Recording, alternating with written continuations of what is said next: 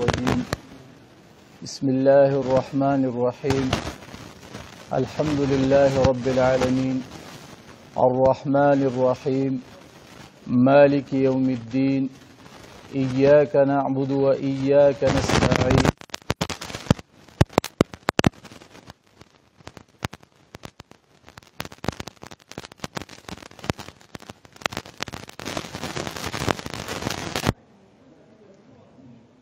الحمدلله نن زمونږ باقاعده د سالانه دوره تفسیر د سبقونو آغاز دی د الله نه دا دعا کوو چې الله یې په خیر عافیت سره سرته ورسوي او زمونږ د ناستو کسانو لپاره د اورېدونکو لپاره د الله د خیر ذریعه وګرځي موږ همیشه دپاره چې کله درس شروع کوو نو موږ د وحي نه ابتدا کو چې وحي څه ته وایي لکه عام طور مونږ اورو که نه چې نبی علیه السلام ته وحي راله نو دا لفظ وحي څه ته وایي نو د دې وحي نه مونږ ابتدا کوو بیا د نبی علیه السلام په زمانه کې د دې وحي د حفاظت څه طریقه وه بیا د موجوده طریقې کار ته د قرآن مجید څنګه راغی دغه شان ابتدایي څو معلوماتي خبرې هغه مونږ کوو چې هغه د تفسیر دپاره انتهایی ضروري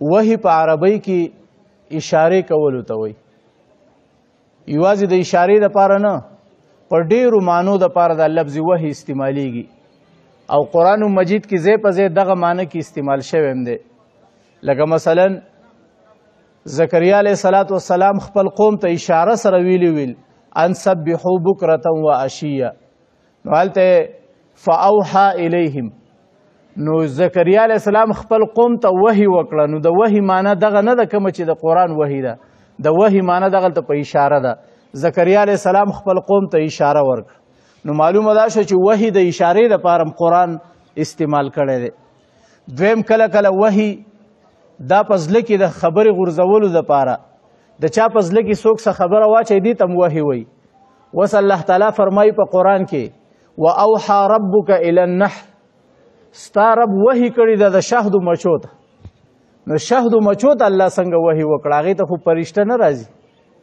او نه د وحي دا معنا چې کوم د انبیاو ته کوم وحي راځي دا د لفظ وحي دا نسبت دا مچو ته څوک کولی شي وایي دغلته د دې وحي معنا ده په زړه کې وله دا خبره واچوله نو الله تعالی د شهدو مچو له په زړه کې دا خبره واچوله دلته وحي په دغې معنا کې استعمال ده کله په قرآن مجید کې دا وحي د وسوسې دپاره استعمالیږي وکذلک جعلنا لكل نبي عدوا شیاطین الانس والجن یوحي بعضهم الى بعض الله د هر نبی دپاره دشمنان مقرر کړي چې بعضې دشمنان بعضو ته په زړونو کې وسوسې وراچي نو وحي د اشارې په معنی باندې په قرآن کې راغی وحي دا د چا په زړه کې د خبرې غورځولو لپاره په معنی کې راغی وحي د وسوسې په معنی کې هم راغی دغه شان کله کله په زړه کې الهام چاته چې الهام وشي هغې ته هم وحي وایي الله په قرآن کې وایي واوحینا الی ام موسی ما د موسی علیه السلام مور ته وحي وکړه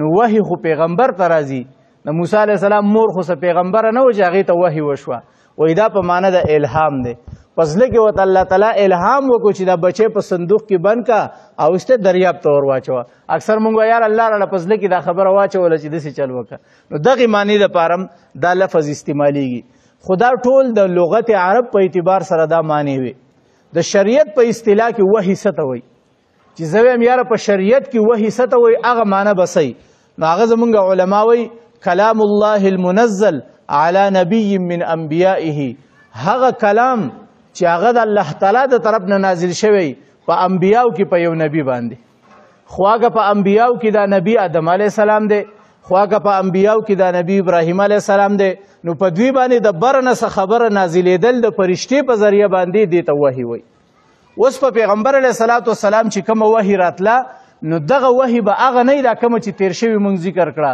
د وسوسې په معنی به نه د اشارې په معنی به نه بلکې دا به په معنی د دقه د کلام الله المنزل علی نبی من انبیائه اوس په دې معنی کې د شریعت په دې معنی کې دا وحي دومره مشهوره شو چې دا نورې معنی اړو څوک پېژني نه اوس که زه تا ته وحي په معنی د وسوسه ویم ستا دې ته ذهن نه ځي ستا به एकदम د دې انبیاو د وحي ته ذهن ځي ځکه چې په دې نورو معنو کې د لفظ وحي استعمال کم دی او په دې مشهوره معنی کې د لفظ وحي استعمال دا ډیر دی او بعضو علماو دا ویلي دي وایي چې د انبیاو دپاره کومه وحي ده نو هغه به په لفظ وحي سره ځي او د انبیاو نه علاوه چې دا نورې کمې معنی دي لکه مثلا وسوسه و اشاره نو وایي دې دپاره به لفظ ایحا راځي وحي به نه راځي وحي خاص ده د انبیاو سره او ایحا او حینا موږ چې ورته د خپل د صرفي اصطلاح کې ورته موږ باب فعل وایو د دې نه چې کم راځي نو هغه به بیا د نورو معنو سره خاص بهرحال دا د لفظ وحي معنی ما تاسو ته ذکر کړه چې د فرشتې په ذریعه باندې د الله تعالی د طرف نه د کلام نازلېدو ته وحي وایي اوس د فرشتې په ذریعه باندې چې په نبی رسول الله سلام باندې دا کومه وحي نازلېده نو دا په څو طریقو باندې نازل شوې ده نو حضرت عایشه بیبي فرمایي وای حارث ابن هشام دا یو صحابي دی د ورځ د نبی رسول الله نه تاسو کو وای د الله رسول وای پتا باندې دا وحي څنګه نازلېږي وحي پتا باندې څنګه نازلېږي نو نبی رسول الله سلام وته پخپله جواب ورکو چې مالا کله کله دسی आवाज ما تراشي مثل سلسله الجرس لکه څنګه چې د غنټۍ د आवाज دا ټلې چې واله کیږي د دې ټلې د غنټۍ په شان आवाज او بعضو صحابه هم دا ویلي چې پیغمبر علیه السلام باندې به کله وحي نازلېده نو د شهدو د مچو د بڼاري په شان بڼبڼاهټ دا به د نبی علیه السلام په خوا کې اورېده کېدو اوس دا د وحي ته دا د غنټۍ په شان اواز څنګه ووایو نو یاد ساته چې د جبرائیل علیه السلام چې د وحي کم انداز کې وحي پیغمبر علیه السلام له راوړې ده هغه معنا په بار باندې مونږه په هغې باندې نه پوهېږو خو په هغې په اسانو الفاظو کې د هغې د په ذهن کې د راوستو دپاره نبی علیه السلام د غنټۍ لفظ استعمال کړی دې مطلب دا نه چې خامخا هغه اواز د غنټۍ په شان تو د ټلۍ په شان اوازو نه بلکې د دې مقصد صرف او صرف دا و چې کله غنټۍ والی کېږي نو یو د دې جهت نه معلوم چې دا د کم طرف نه راځي د هر طرف نه اواز برابر راځي نو نبی علیه السلام ته چې به جبرائیل علیه السلام کله وحي راوړه نو د جبرائیل علیه السلام جهت به نه معلوم لکه دې طرف نه به معلومېده چې اواز راځي دې طرف نه هم معلومېده چې کېدای شي دا جبرائیل علیه السلام دې طرف نه لګیایي د مخې نه به هم د اواز معلومېده او د شاته نه به هم اواز معلومېدو یو یې ورته دا غنټۍ په دې بنیاد وویله او دویم یې ورته دا غنټۍ په دې بنیاد وویله چې ګوره ټلۍ کله والی کېږي نو په دې منځ کې دې ټلۍ ته چې دا کم سټک راغړولی کېږي نو ګوره دې په منځ کې وقفه یي خو په اواز کې وقفه نه لکه مثلا ته را سټک یو ځل راوغړی بیا یې ورته راغړی نو ته به ترې جدا کې دا سټک به د دې ټلۍ نه جدا کې خو اواز یې نه ختمېږي نو دغه شان چې څنګه د ټلۍ د اواز مسلسلي دغه شان به پیغمبر علیه السلام باندې دا اواز د څلورو طرفونو نه دومره مسلسل او لګاتار به را روانو چې د هغې د وجې نه به منځ کې به د اواز نه کټ کېدو او دا به دومره لګاتارو چې وایي پیغمبر علیه السلام به د یادګیرنې په طور باندې ورسره سمه ژبه خوځوله چې هلته به جبرائیل علیه السلام وحي نازلوله دلته به ورسره نبی علیه السلام زر هغه الفاظ یادول بیا ورته قرآن ویل لا تحرک به لسانک لتعجل به ان علینا جمعه وقرآنه کله چې تا باندې وحي راځي نو ته دا ژبه زر مه خوځوه بس ستا په زړه کې جمع کول او ستا په ذهن کې ایښودل دا زمونږ کار دی ان علینا جمعه وقرآنه مطلب ته دا ګمان مه کوه پیغمبر علیه السلام ته فرمایي چې یاره ما ته به دا قرآن یاد نشي یا به زمانه هیر شي د هیر یاره مه کوه ستا په زړه کې ایښودل دا زمونږ کار دی خو بهرحال د وحي اولنۍ طریقه چې ده نو هغه دا اندازو او نبی علیه الصلاة والسلام فرمایي چې دا طریقه په ما باندې په ټولو طریقو کې د ټولو نه زیاته سخته وه او د دې مشاهده صحابه هم کړې وه چې په دې طرز به کله وحي نازلېده نو په سخت ژمي کې وی پیغمبر علیه السلام نه به لکه د موتیانو د قطرو په شان داسې د ملغلرو په شان خولې به د پیغمبر علیه السلام نه بهیدې شروع به شو او وی په دې وخت کې به د پیغمبر علیه السلام د وجود مبارک وزن هغه به زیات شو زید ابن ثابت رضی الله عنه فرمایي وی وحي راتله او پیغمبر علیه السلام زما په دې پتون باندې خپل سر مبارک ایښی او وی چې وحي شروع شوه وی ما وی چې د نبی علیه السلام د دې وزن او د سر مبارک د وزن د وجې نه ما وی چې زما بدن مات شو دې وخت کې به پیغمبر علیه السلام وزن او په هغه باندې به هغه تکلیف دومره ډېر شو صحابه وایي چې رنګ به د پیغمبر علیه السلام بدل شو خولې به پرې رالې او ډېر زیات مشقت او تکلیف به په دې ټایم کې پیغمبر علیه السلام ته خو چې کله به وحي ختمه شوه وایي نبی علیه السلام باندې به خپل دوباره به پې هغه خپل حشاشت بشاشت راغی. نو د وحي د ټولو نه اولنۍ طریقه دقه و مثل سلسله الجرس، د غنټۍ په شان د لګاتار او د مسلسل اواز به پیغمبر علیه الصلاة والسلام باندې را نازل شو. دې ټیم کې به جبرائیل علیه السلام په نظر باندې نه راتو. دا د وحي اولنۍ طریقه وه. د وحي دویمه طریقه تمثل ملک، د فرشتې په د انسان په شکل کې راتلل. دا طریقه بیا د ټولو نه زیاته اسانه وه، ولې چې پیغمبر علیه الصلاة والسلام ته به فرشته چې ده نو هغه به ورته په انساني شکل کې راله. نو د انسان په خپل منځ کې مانوسیت، یو انسان د بل انسان نه هغه شان یره او خوف هغه نه محسوسوي. او زیات تر به پیغمبر علیه السلام د کم صحابي په شکل کې راتو، جبرائیل علیه السلام، جبرائیل علیه السلام به زیات تر نبی علیه السلام له په کم شکل کې راتو، وایي نه د حضرت دحیه کلبي رضی الله تعالی عنه په شکل کې به راتو. خلکو به دا خیال و چې دحیه کلبي را روان دی، هغه به جبرائیل علیه السلام. او وایي د ده انتخاب یې ولې کړی، وایي په صحابو کې د جوسیف د شکل په لحاظ سره دا ډېر خوبصورت و. نو جبرائیل علیه السلام به د یو خوبصورت صحابي په شکل کې راتو. خو ضروري نه ده چې ټول عمر د دحیه کلبي رضی الله تعالی عنه په شکل کې راغلی، کله کله به داسې د ناشنا انسان په شکل کې راغی. یو ورځ عمر رضی الله عنه فرمایي، وایي پیغمبر علیه الصلاة والسلام سره موږ په مسجد کې ناست وو، مسجد نبوي کې، او په دې کې एकदम یو سړی راننوتو، تک سپینې جامې اغوستي او تک تور یختي دي، هم د ګیرې او هم د سر، او بالکل تر و تازه دی. منګه حیران شو چې خدای دا سړی څوک دی؟ کوی د مدینې دی، نو د مدینې والا ټول ناست وو، چا پېژندنه. مثلا دې جومات کې موږ ناست یو او ناشنا سړی راننوځي، موږ ټولو ته پته لګي چې د کلي علاقې و پېژنګلو دی او که نه دی. وایي چې موږ اندازه ولګوله نو د پېژنګلو نه و. او که دا سړی د بهر نه راغلی نو د بهر نه راتلونکي سړي به سفر چې څومره کړی نو په باندې د سفر اثرات وي. سړي په جامو باندې دوړه لګېدلي، پخوا نه پیدل مزلې وې، نو نه په سړي باندې د سفر اثرات ښکاري او نه په مدینه کې دننه څوک دا سړی پیژني، او تک سپینې جامې اغوستې دي او تک تور یختي دي، او داسې په خوبصورته انداز کې دا سړی راننوت. او فورا لاړو د نبی علیه الصلاة والسلام د تحیات په شکل کې ناستو، او دا ناشنا سړی ورته تحیات په شکل کې کېناست.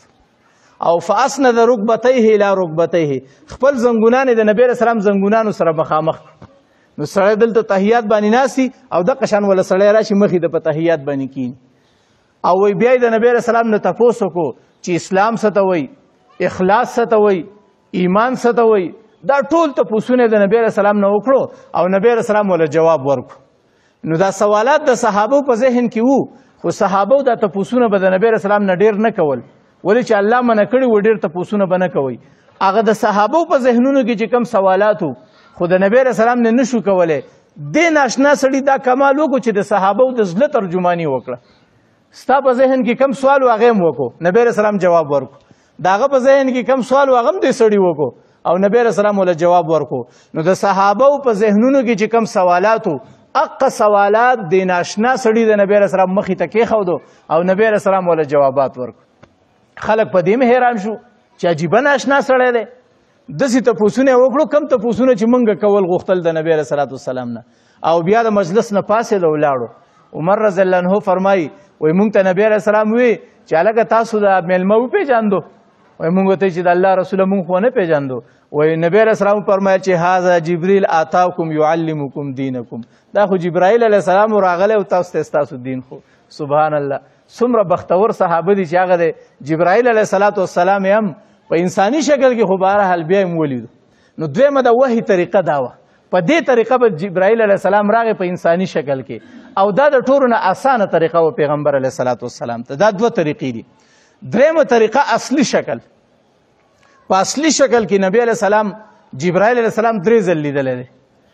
یو ځل یې په غار حرا کې پیغمبر علیه الصلاة والسلام ته مطالبه وکړه، وایي جبرائیل وایي ما ته لږ ځان وښایه چې ته څنګه یې. وایي چې جبرائیل علیه السلام ورته ځان راښکاره کړو په اصلي شکل کې. وایي دا ټول اسمان یې پناه کړو. وایي د هغې هیبت د وجې نه پیغمبر علیه الصلاة والسلام بېهوشه شو. نو په دغه وخت کې نبی علیه السلام جبرائیل علیه السلام دا یې براه راست لیدلی و. یو ځل نبی علیه السلام دا روایت وایي اگر چې کمزوری دی، خو د مقام اجیاد کې په مکه کې یو ځای دی، په هغې کې نبی علیه الصلاة والسلام یو ځل جبرائیل علیه السلام لیدلی. او درېیمې په سدرة المنتهى چې کله نبی علیه السلام د معراج په شپه باندې اسمانونو ته تلو، نو په اسمانونو کې بره د نبی علیه السلام ته ځان خولی. و جبرائیل علیه السلام نبی علیه السلام ته وی چې نن درته زه خپل ځان پوره خیم. ولې چې جبرائیل علیه السلام له الله تعالی 600 وزرې ورکړي. 600. او دا دنیا دومره نه ده چې هغه پکې دا دومره وزرې خورېږي. د دې نه دومره غټه فرشته ده. خو هلته چونکې یو لامتناهي نظام و، نو هلته جبرائیل علیه السلام نبی علیه السلام ته نن به درته زه ځان پوره وخیم. وای هلته ماته جبرائیل علیه السلام ځان پوره وښودو. وایي 600 وزرې دي، هغه ټولې وزرې هغه کولاو کړه، په هغې کې هغه رفتار وکړو، ما ولیدو. نو جبرائیل علیه السلام په اصلي شکل کې په دې 3 موقعو کې لیدلی، یو په غار حرا کې، یو په مقام اجیاد کې، او 3 نمبر په سدرة المنتهى کې د معراج په شپه باندې. دا د وحي 3 نمبر طریقه وه. 4 نمبر طریقه د وحي هغه رؤیا صادقه، رښتیا خوابونه. ګوره نبی علیه السلام ته چې نبوت نو میلاو شوی، نو 6 میاشتو نه مخکې نبی علیه السلام ته داسې آثار معلومېدل چې ما ته به نبوت میلاویږي. ولې؟ خوب به لیده او خوب به رښتیا و. لکه مثلا پیغمبر علیه السلام به د بیګانه خوب ولیدو چې زه د پلانکي سړي سره میلاو شم، سلام مې ورسه وکړو، او هغه د هغه طرف نه را روان و، زه دې طرف نه، چې سار له به راپاڅېدو هغه کار به هغه شان وشو. نبی علیه السلام به دې طرف نه روان و، سړی به د هغه طرف نه روان و. بهرحال دا خو مې یو مثال وایو، خو چې پیغمبر علیه الصلاة والسلام به څه په خوب کې لیدل، هغه به ورته په رښتیا سبا له ښکاره کېدل، حضور کېدل به ورته. نو دا رؤیا صادقه و. وایي دې نه نبی علیه السلام بعضې خلک دا وایي چې آیا پیغمبر علیه الصلاة والسلام ته د ابتدا نه پته و چې زه به نبي جوړېږم؟ نو که د ابتدا نه ورته پته وه، نو بیا چې پې دا एकदम دا وحي نازله شو، نو دا خوف او دا یره پې بیا ولې راله؟ نو یاد ساتئ، وایي د آثارو نه پیغمبر علیه السلام ته دا پته وه چې یره نبی علیه السلام فرمایي چې ما ته هغه کاڼي په مدینه کې په مکه کې معلوم دي، هغه بوټي راته معلوم دي، چا چې ما ته په ماشوموالي باندې سلام کړی و، السلام علیک یا رسول الله. وایي ما ته هغه کاڼي معلوم دي، زه اوس هم پېژنم چې د کومو کاڼو نه ما ته اوازونه راغلي. نو پیغمبر علیه الصلاة والسلام ته د ابتدا نه دا ټولې خبرې معلوم وي. خو بهرحال بیا هم یو سړي ته ډېرې خبرې وکړي چې تاله به زه داسې څیز در کوم، داسې څیز به در کوم، د مخکې نه ورته ټولې نښې وښې، و چې مخامخ یې ورته بیا ور ښکاره کړي د هغه کیفیت بیا بدلي. نو د مخکې نه ورته پته وه چې نبوت راته میلاویږي، خو برای راست د نبوت دا بوج چې ولیدو، نو بیا په پیغمبر علیه السلام باندې یو قسم بوج راغی. نو لہذا د نبی علیه الصلاة والسلام د وحي 4مه طریقه هغه رښتیا خوابونه و، رؤیا صادقه ورته وایي. او 5 نمبر کلام الهي، براه راست بغیر د واسطې نه د الله نه خبرې، براه راست وحي او خبرې اورېدل. او وایي دا 2 انبیاو ته دا اعزاز حاصل دی. 2 انبیاو ته، یو موسی علیه السلام ته چې براه راست بغیر د فرشتې د واسطې نه به د الله سره خبرې کولې. خو یوه خبره پکې وه، موسی علیه السلام چې د فرشتې واسطه به نه وه، موسی علیه السلام او الله تعالی به خبرې کولې. سبحان الله. داسې انبیا هم تېر شوي، موسی کلیم الله. خو بیا د نبی علیه السلام درجه بیا په دې اوچته وه چې د معراج په شپه باندې د نبی علیه الصلاة والسلام د الله تعالی سره برای راست خبرې هم کړي دي، د هغې سره دیدار هم متنصیب شوی، او د موسی علیه الصلاة والسلام سره په پردو کې به خبرې کولې. نو دا زمونږ نبی علیه الصلاة والسلام ته دا اعزاز حاصل دی، او دا په ژوند کې یو ځل شوی. نو دا هم د وحي یو 5مه طریقه ده، دیدار الهي، کلام الهي. دا مونځ چې په موږ باندې پاره شوی، نو ګوره دا حکم جبرائیل علیه السلام نه دی راوړی. ګوره د زکات حکم چا راوړی؟ جبرائیل علیه السلام. د حج حکم چا راوړی؟ جبرائیل علیه السلام.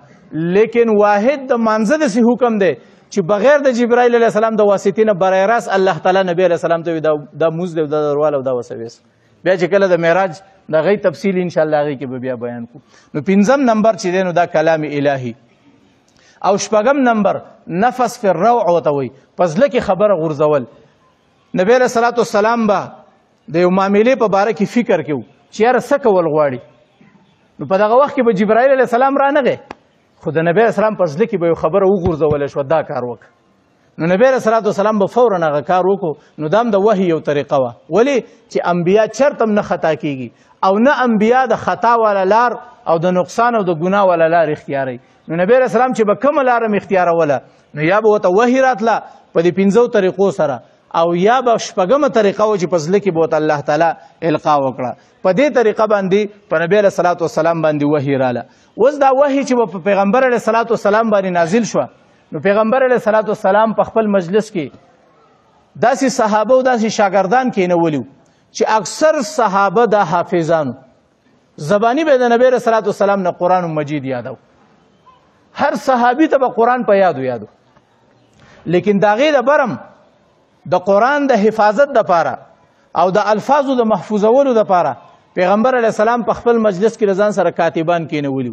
دې وجې نه ګوره یاد ساتئ چې په دې کاغذ باندې لیکلی قرآن دا د نبی علیه السلام د زمانې نه پس نه دی ایجاد شوی، بلکې د نبی علیه السلام په زمانه کې هم په کاغذ باندې قرآن لیکلی شوی.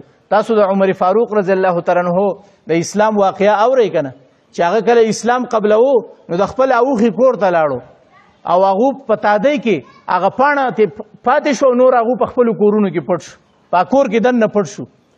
د عمر رضی الله عنه د وجې نه هغه قرآن پاڼه پټوله خو پټه نه کړه شوه، و چې عمر رضی الله تعالی عنه پاڼه راواغسته نو په هغې کې قرآن مجید د آیاتونه لیکلی شوي طه ما انزلنا علیک القرآن لتشقى.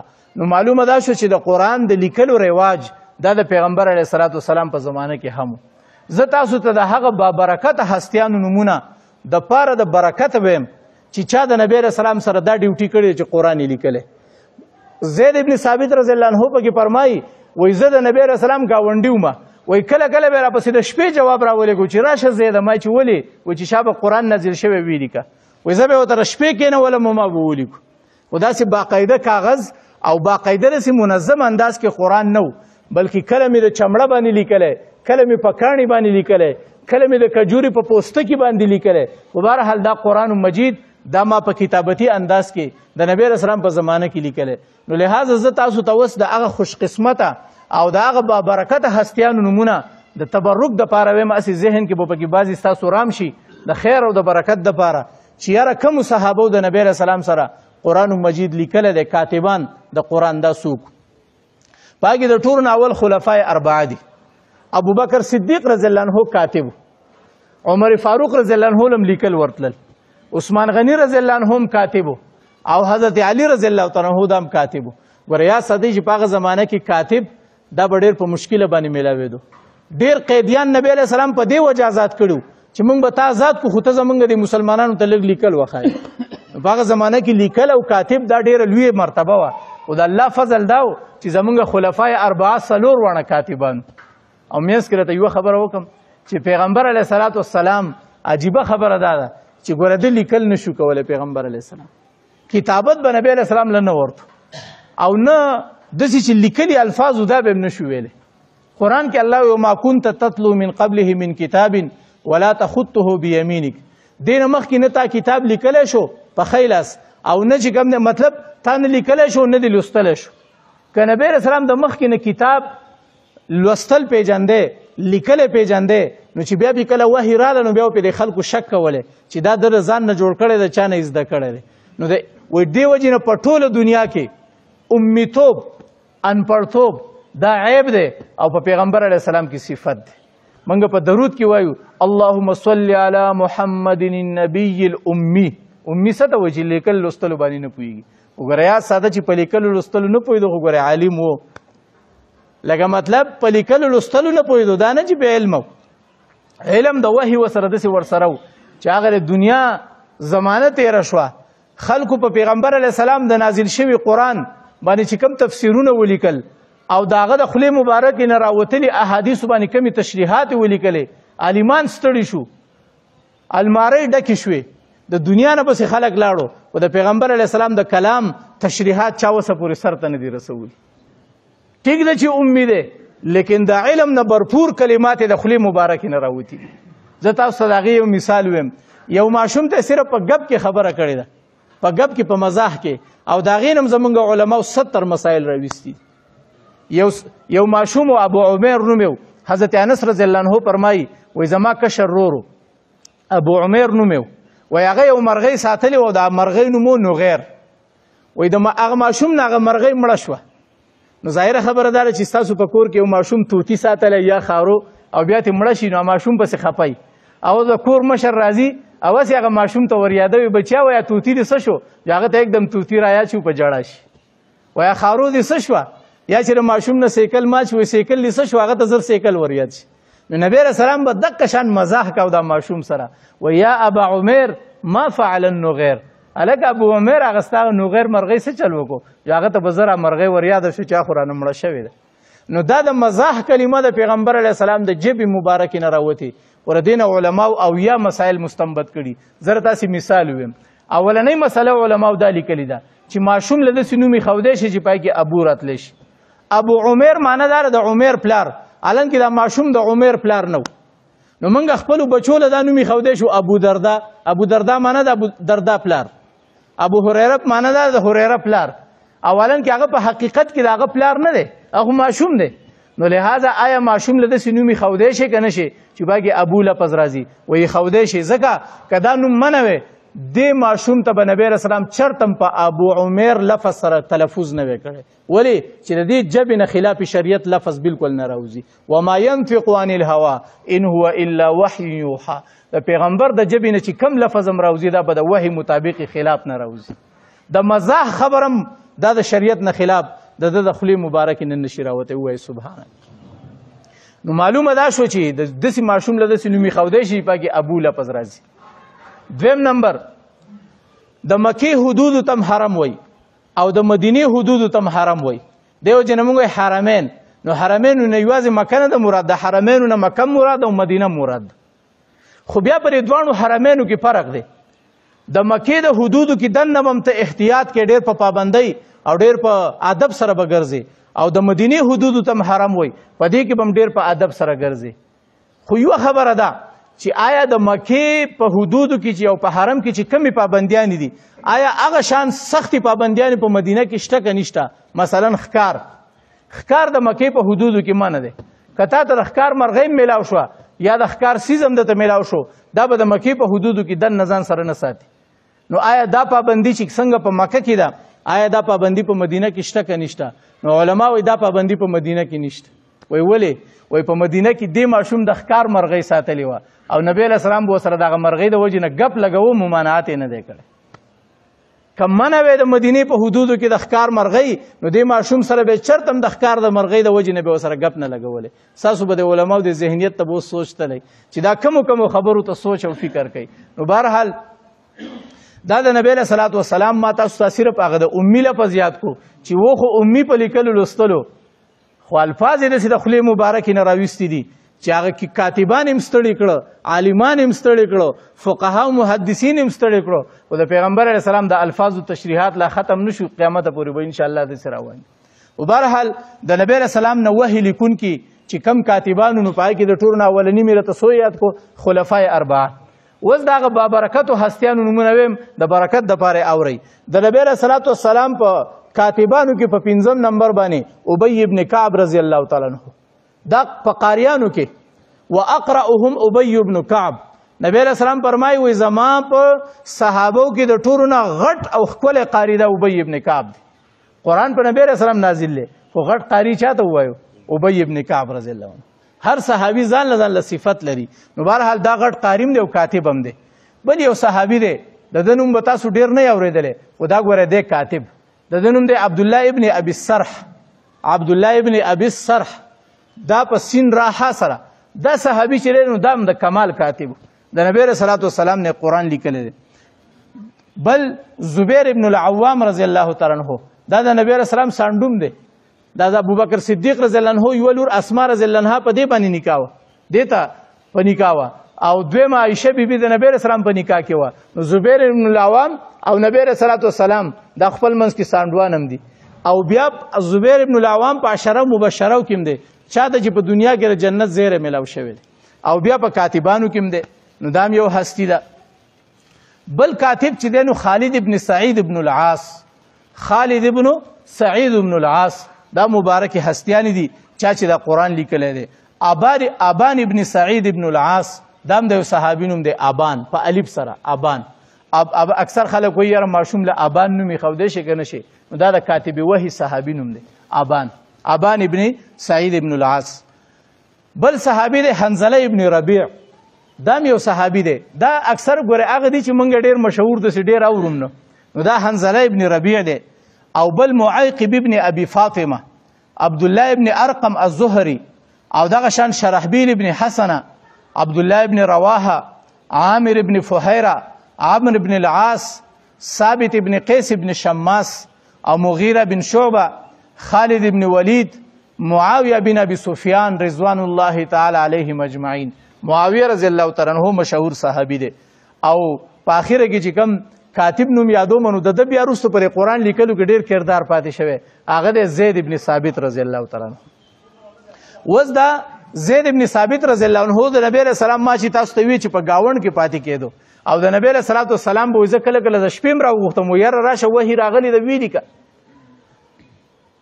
دا د نبی علیه السلام په زمانه کې چې چا په څه باندې قرآن لیکلی دی ځان سره محفوظ کړی و چې د نبی علیه السلام د وفات وخت راغی، د نبی علیه السلام د وفات وخت رانږدې شو، نو نبی علیه السلام تمامو صحابو ته ووی چې بای د چا سره قرآن لیکلی شوی هغه راوړئ ماته وښایئ.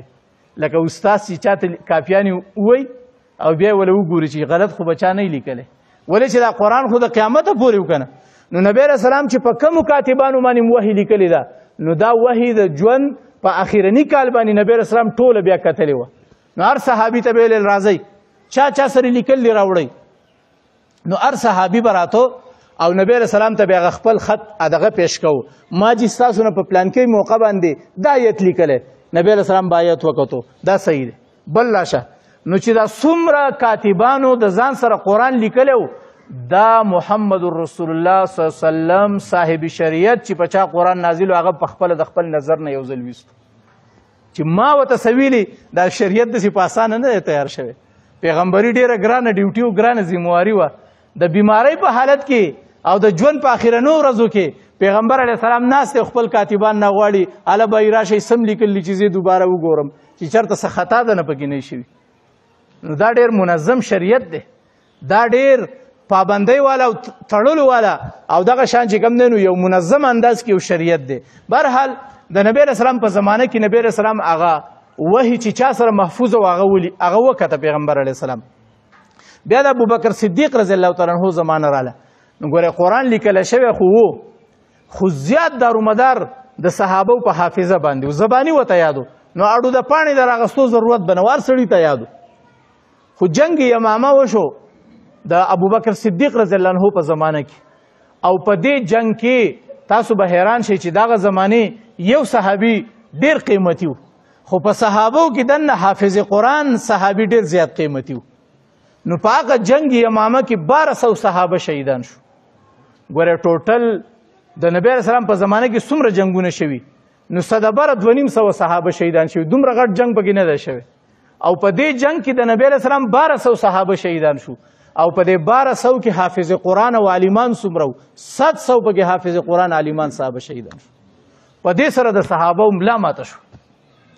نو دې وجې نه عمر فاروق رضی الله تعالی عنه راغی او بکر صدیق رضی الله عنه ته وایي چې امیر المؤمنین د نبی علیه السلام نه پس په دې امت باندې ته امیر او مشر تا ته زه یو درخواست کوم، درخواست درته دا کوم چې دا قرآن په منظم انداز کې نه دی لیکلی شوی، نیم د ده څه لیکلی شوی، نیم د هغه سره دی، نیم په کاڼي دی، نیم په پاڼه دی، نیم په سرمن دی، نیم په یو شي دی، نیم په بل څیز دی.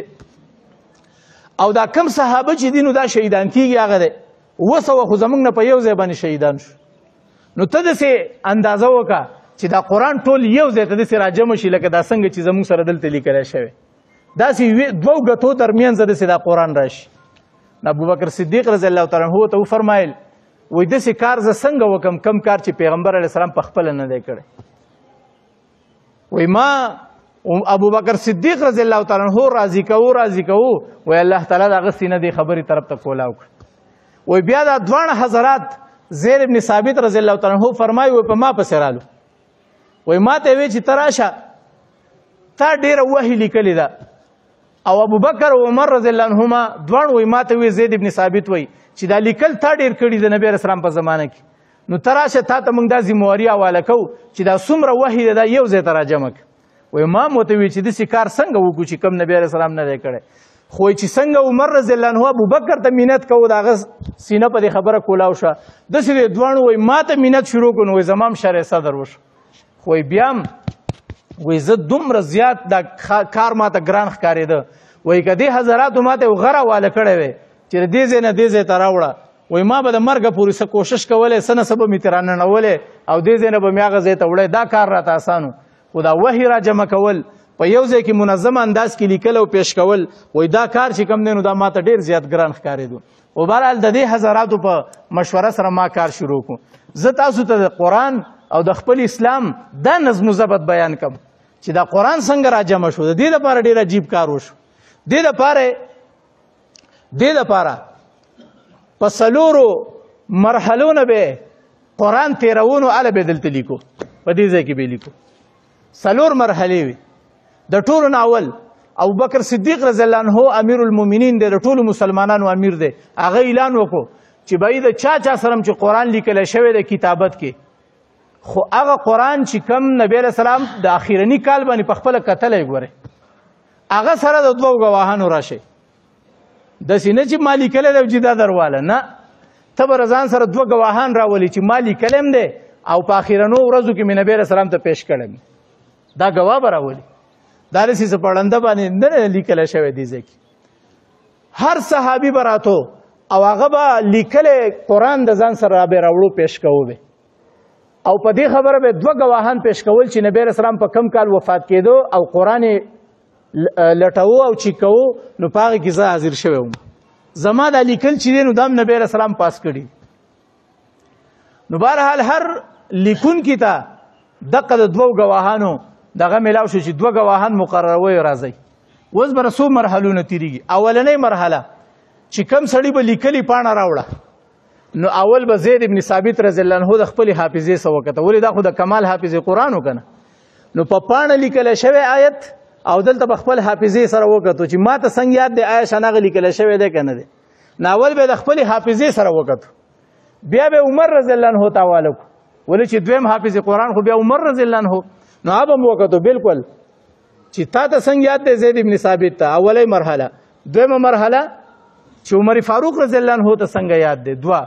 او درېیمه نمبر دا وه چې یو آیت خو به ډېرو کسانو لیکلی و، نو هغه آیت به دا مجموعو سره وکتو چې دا یو آیت لسو کسانو لیکلی، نو که د دې لسم کس د آیت به د دې نهو نه بدلو، نو هغه به بیا سیټ ته کوي ته خپل آیت بدل ځان سره کېده. نهو چې څنګه لیکلی د آیت دقه شانتې دی. او څلورم نمبر مرحله چې ونو هغه دا وه چې په هغې به یې دوه ګواهان پیش کړو چې او دا د نبی علیه صلات وسلام مخې ته مونږ پیش کړی. نو د زید ابن ثابت نو مخې نه به تېرېدو، د عمر رضی الله عنه نه به تېرېده، د مجموعه نسخو نه به تېرېدو، او د هغې نه پس به دوه ګواهان پیش کړو. نو د هغې نه پس به دا قرآن دا به په یو انداز کې ولیکو.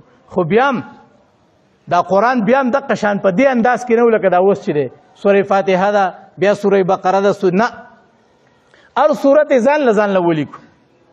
نو سورې بقره ځان له سپاره وه، سورې ال عمران ځان له سپاره وه، لکه مطلب ځان له انداز کې به و. بهرحال په دې باندې بیا دا وخت تېر شو چې کله د عثمان غني رضی الله تعالی عنه زمانه راله. د عثمان غني رضی الله تعالی عنه په زمانه کې په دې کې یو بل اختلاف راغی. دا اسلام ډېر راخور شو، د ترکو ته راورسېد، ایران ته راورسېد، زمونږ د علاقو ته رانږدې شو، داسې د افریقې ممالکو ته لاړو. نو داسې علاقو ته قرآن ورسېد چې هغه علاقو والا ژبه عربي نه وه. نو په دې قرآن کې یو بل لفظ دی، هغې ته وایي 7 احرف. دا په 2 قرائاتو باندې نازل شوی دی.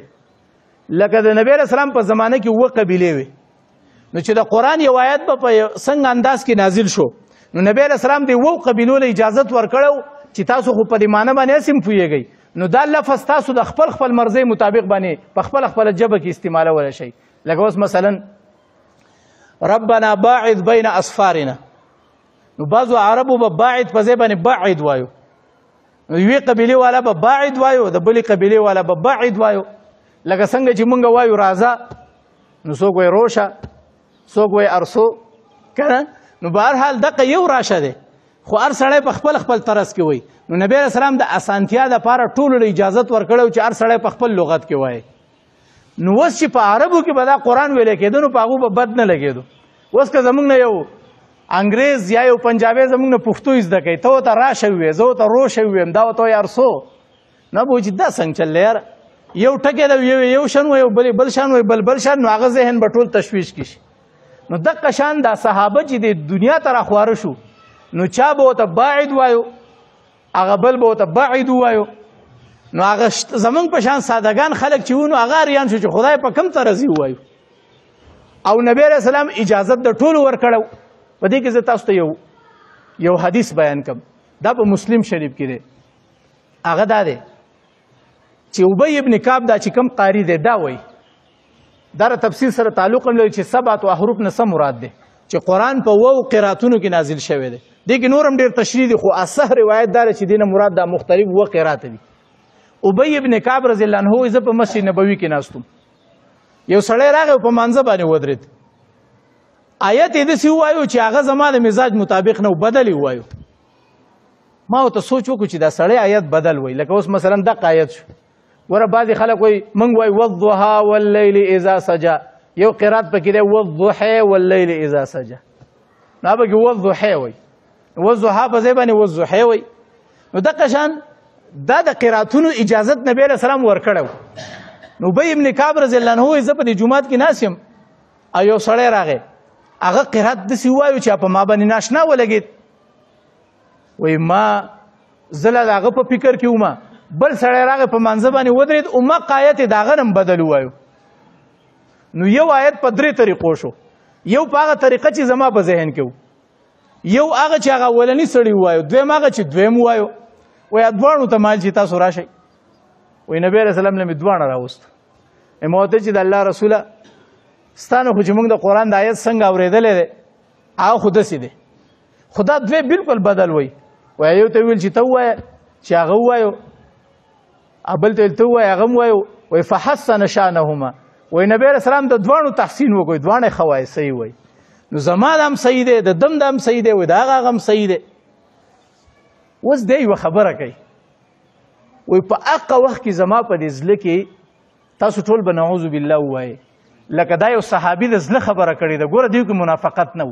وایي په دغه ټایم کې زما په دې زړه کې د اسلام په باره کې لږ داسې تکذیب راغی چې یاره دا صحیح مذهب ماته نه ښکاري.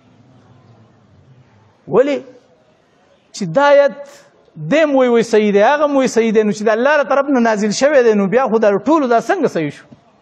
صحیح خو یو پکار دی که نه. وایي چې دې سوچ کې زه एकदम لاړم، وایي فورا فضرب صدري، وایي نبی علیه الصلاة والسلام په تیزه باندې زما دا سینه داسې ووهه، یو درز یې راله راکړو، او وایي ففزت عرقا، وایي چې کله زما دا سینه په درز وواله، وایي زه एकदम ویرېدم، وایي داسې ویرېدم ما ویل که الله تعالی مخې ته ولاړ یم، پیغمبري ګزارو د هدایت ګزارو. دلته په زړه کې خیالات پیدا شو، وسوسه پیدا شوه، او دلته پیغمبري لاس زما په سینه باندې ولګېد، زما په لاس باندې د نبی علیه السلام په لاس کې مې هدایت.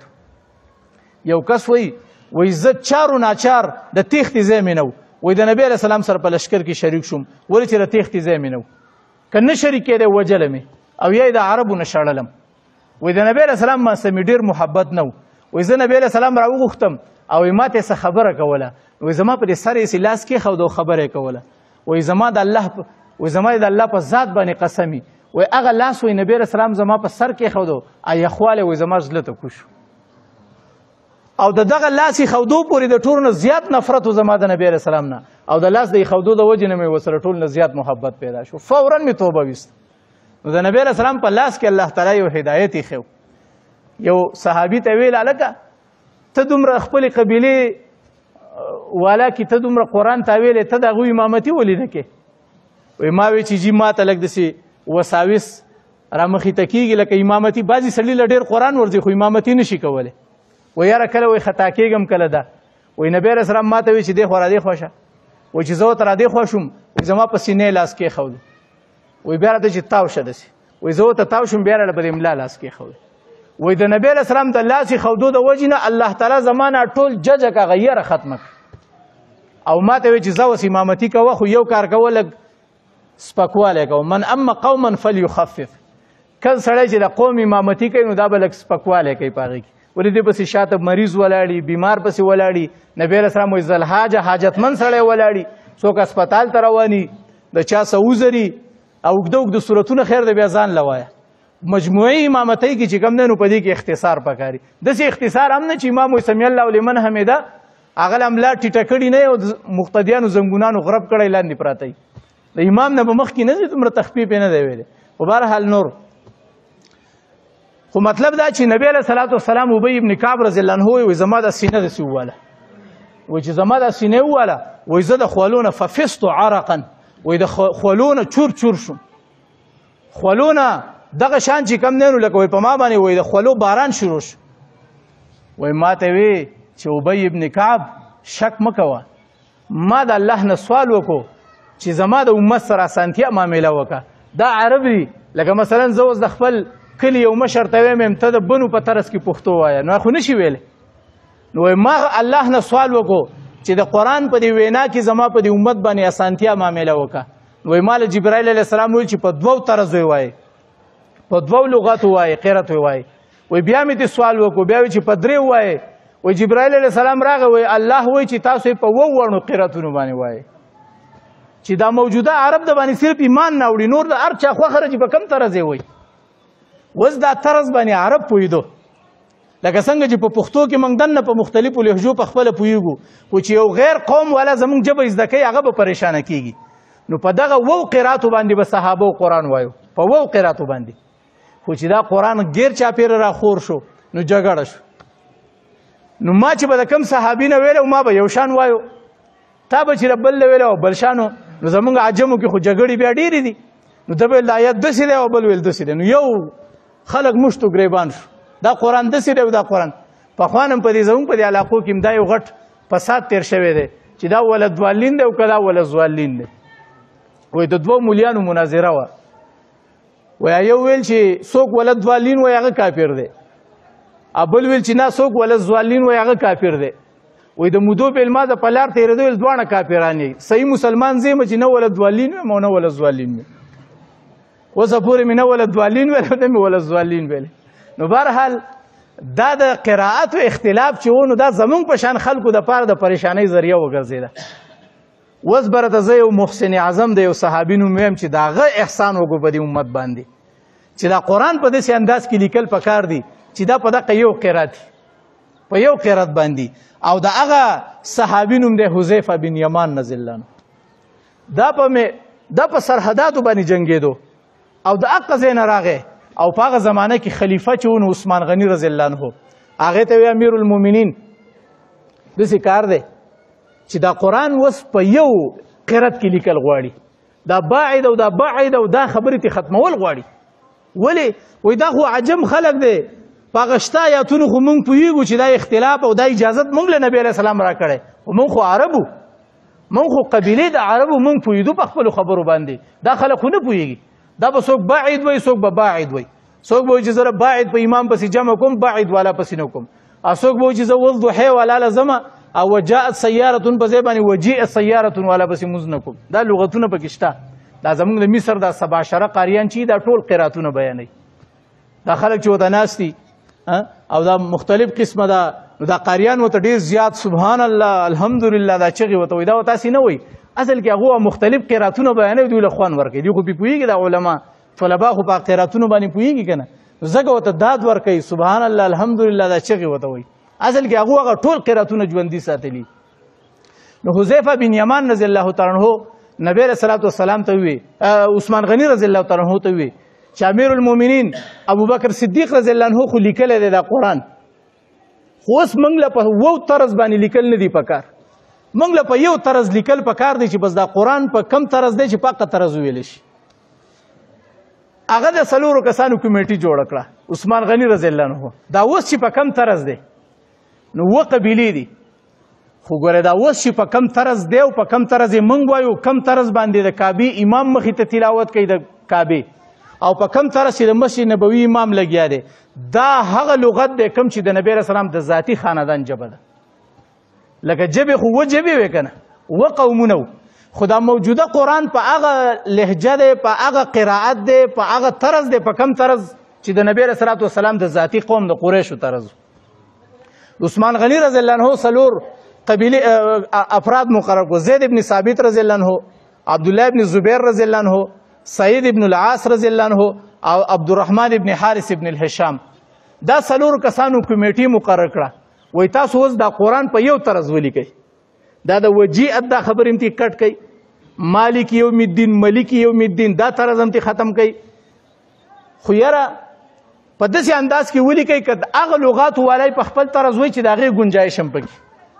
تاسو د قرآن کې په دې سورې فاتحه کې وګورئ، دلته به مالک یوم الدین دی که نه، دا مالک یوم الدین دی، تاسو په قرآن کې چرته هم دی نه لیکلي چې دا مالک یوم الدین کې به میم الف ما لیکلی میم او الف دا به نه لیکلی میم لام کاف یو ځای لیکلي ولې چې په دې کې بعضې قراتونو والا مالک یوم الدین وایي منګه او بعضې پکې ملک یوم الدین وایي نو که تا د میم نه پس الف ولیکو نو بیا د ملک یوم الدین والا قرات تی خرابېږي نو دې وجې نه میم باندې موږ دپاره یې کړه الف زبر کړی دی لیکن الف یې ورسره نه دی کړی نو چې د دې نورو خلکو لحاظ هم پکې وساتلی شي د نورو خلکو لحاظ هم پکې وساتلی شي نو په دې طرز باندې د څلورو صحابو دا قرآن بیا ولیکو اوس تاسو ته د څلور واړو کسانو لږ تعارف وکړم په دې کې زید ابن ثابت دا د مدینې صحابي دی انصاري او دا بقیه درې واړه د نبی اسلام د خاندان کسان دي قریشیان دي وایي دې ته عثمان غني رضی الله عنه چې قرآن ولیکئ په یو قرائت باندې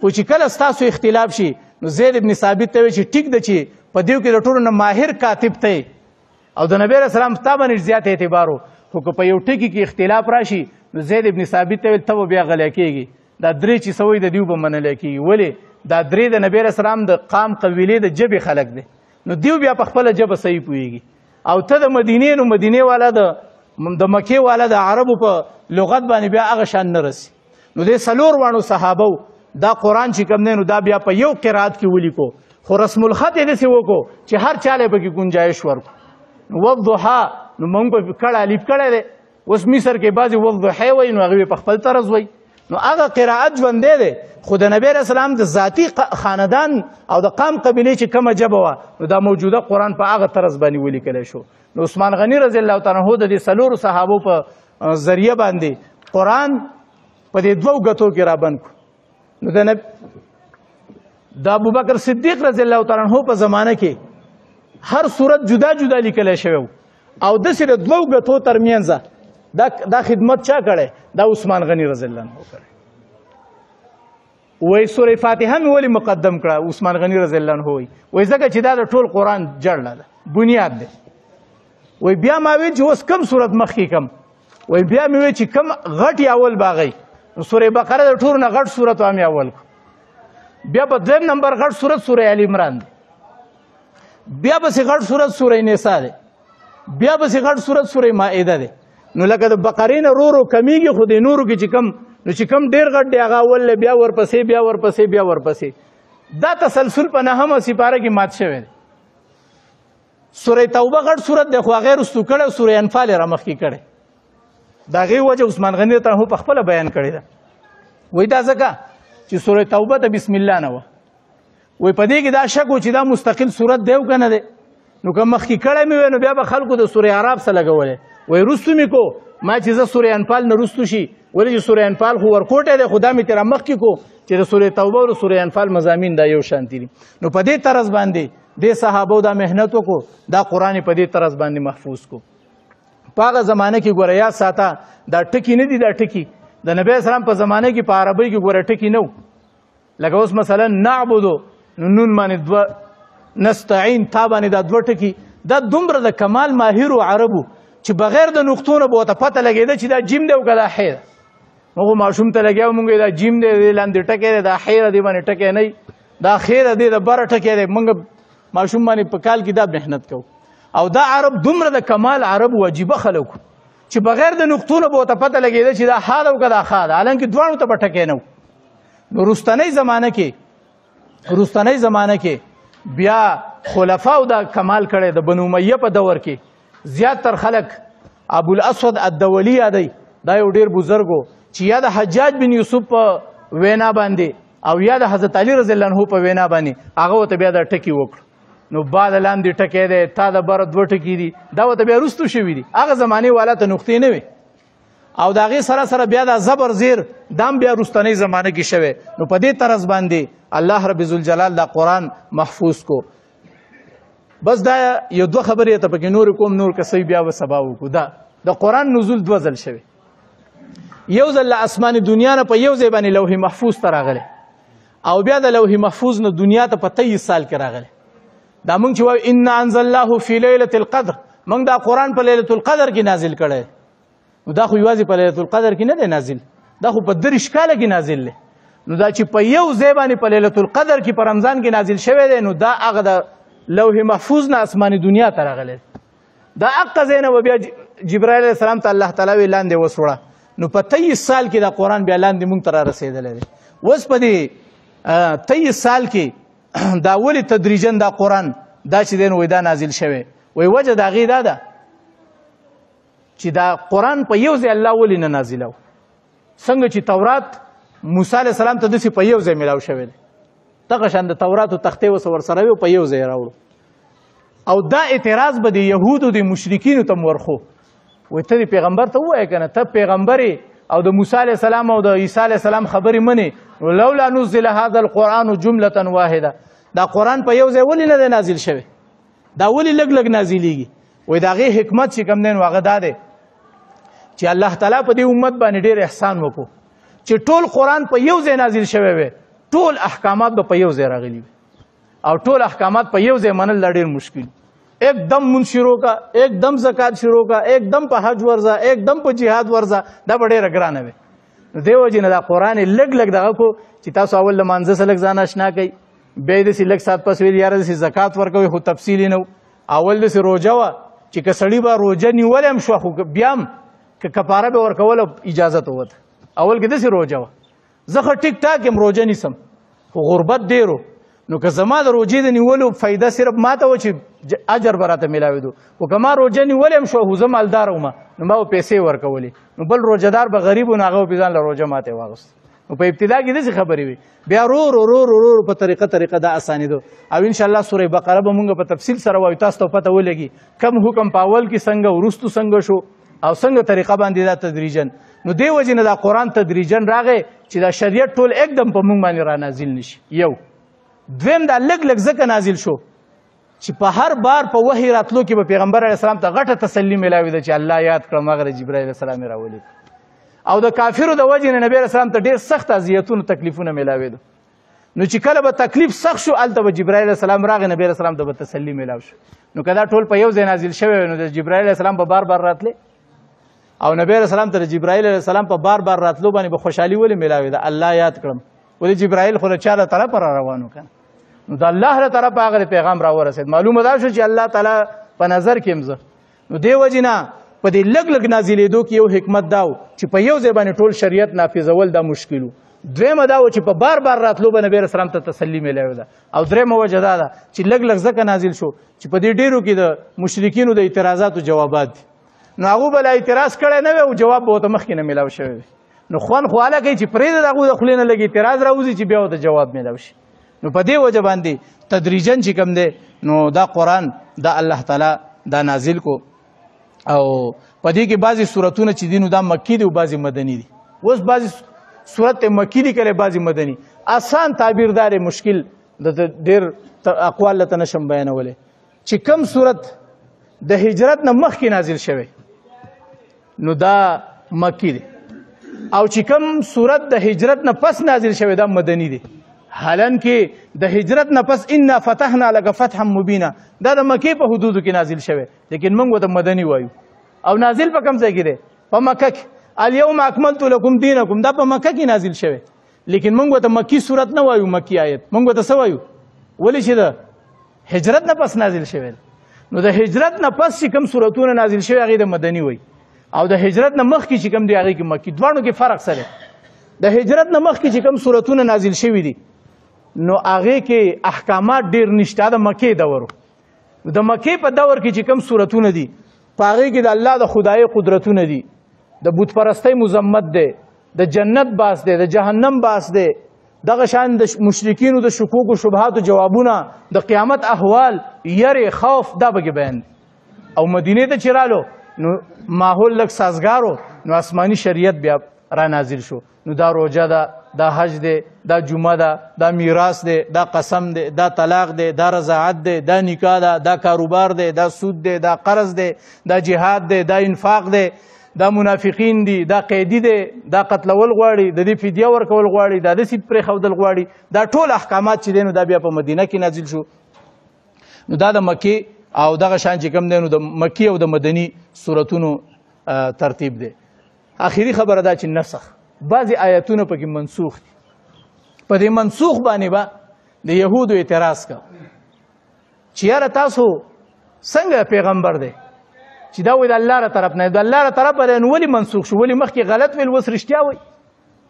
نو الله ولا جواب ورکړو ما ننسخ من آیت او ننسها نأتي بخیر منها. موږ چې کوم آیت منسوخ کو او یا د نبی له سلام نه هیر کو، ورې بعضې آیتونه داسې مو چې الله نازل کړي و نبی له سلام نه هیر کړ، ختم لاړو. او بعضې داسې و چې نبی له سلام به ورته ووایي چې الله طرف نه به حکم راغی، د دې حکم نن نه پس ختم. نو دا خبرې چې دی نو وایي دا چې موږ کوو نو الله وایي نأتي بخیر منها، موږ د هغې نه بهتر راوړو. نو یهودو اعتراض وکړو، وایي د موسی علیه السلام په شریعت کې خو منسوخ احکامات نه وو، ستاسو په شریعت کې ولې منسوخ دي؟ معلومه دا شو چې دا د الله د طرفه نه دی. الله ولا جواب ورکړو چې ګوره د دې ناسخ او د منسوخ حکمت درته بیان کړم. ته ډاکټر له لاړ شي نو په هغه ټایم کې ستا دا بیماري ډېره په های لیولي په سخت انداز کې، نو تا ته دوايي ولیکي چې دوايي درته ولیکي وایي میاشت پس به بیا راشي. نو چې ته میاشت پس لاړې ستا ټیسټونه وکړي، تا ته وګوري، ستا اندازې ته وګوري، دوايي درته بدل کړي. نو چې تا ته دا میاشت پس دوايي بدل کړي نو دې ډاکټر ته به ته ماهر وې که غیر ماهر به وته ماهر.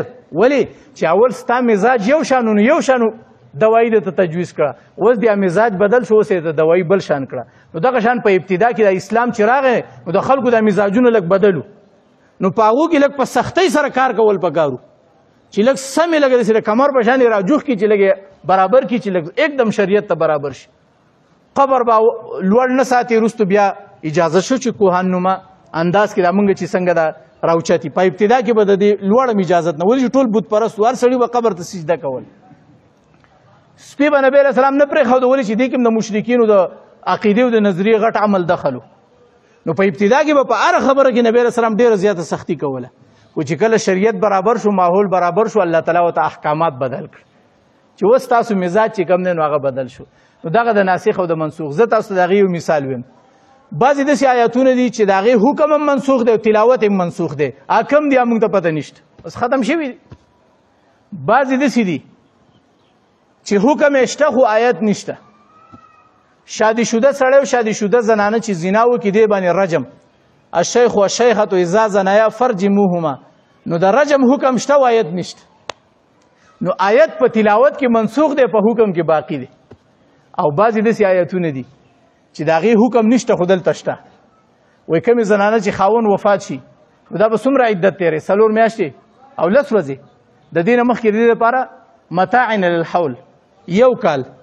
نو هغه د 1 کال والا آیت هم په قرآن کې شته او د 4 میاشتو 10 ورځو والا هم شته، لیکن ښځه به کال نه تېرې بلکې 4 میاشتې 10 ورځې، او هغه د کال والا آیت شته په قرآن کې، اجر پې موږ ته میلاویږي او حکم یې نشته، حکم یې منسوخ شوی. نو لہذا دا د ناسخ او د منسوخ د دې د تفسیر سره غټ عمل دخل لري. بل په دې کې یو دی چې شان نزولي، شان نزول دی ته وایي چې د یو خاص واقعې او د یو خاص موقع او محل سره دغه آیت تعلقي. نو لہذا په تفسیر کې موږ دا خبرې بیا بیانو.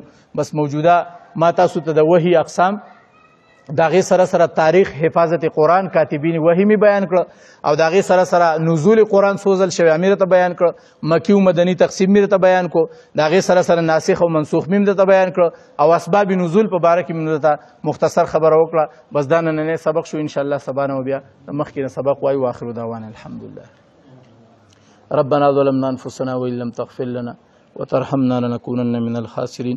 الله زموږ نه راضي شي، دا درس په خپل دربار کې قبول او منظور کړي، د ټول عالم د پاره، ټول مسلمانانو د پاره د نفع او د خیر ذریعہ وګرځي، خصوصا د اوریدونکو د پاره زموږ په دې مسجد کې خواوشا زموږ سره د ناستو ورونو مسلمانانو د پاره الله د ډیر خیر ذریعہ وګرځي، د قرآن روحانیت نورانیت الله مونږ ټولو ته نصیب کړي. الله د خپل ذات عالی سره زموږ محبت پیدا کړي، د قرآن سره زموږ محبت پیدا کړي، د نبی اسلام عظمت او لوی زموږ زړونو ته الله تعالی کوزه کړي. الله اتباع سنت مونږ ټولو ته نصیب کړي. الله تعالی د هر قسمه پریشانونه مونږ ټول الله مسلمانان محفوظ وساتي، د حادثونه د پریشانونه الله تعالی د مهلک او د موذي بیمارونه الله مونږ ټول محفوظ وساتي. څونه مسلمانانو په زړونو کې څومره حوایج دي الله د غیبي خزانو نه بندوبست وکړي. د هر سړي په زړه باندې الله تعالی ته خبردار چې چاته څه قسمه مشکلات دي پریشانی دي الله تعالی د دې قرآن د خاطر حل کړي. صلی الله تعالی